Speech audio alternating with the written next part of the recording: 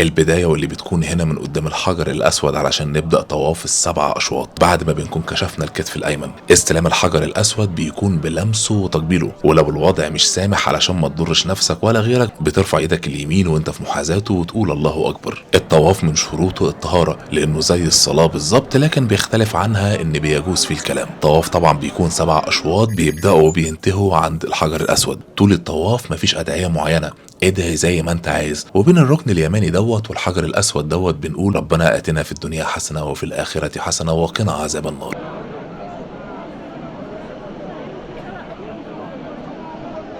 ده أقرب مكان قدرنا فيه نوصل للكعبة الجزء اللي ورايا. طبعا مش محتاج افكرك ان ده افضل موضع ممكن تكون فيه. ادعي بكل اللي في قلبك، انت في مكان ترفع فيه الحسنات وتعتق فيه الرقاب من النار. ومن السنه ان الاشواط الثلاثه الاولى يكون الطواف فيهم اسرع من اخر 4 اشواط.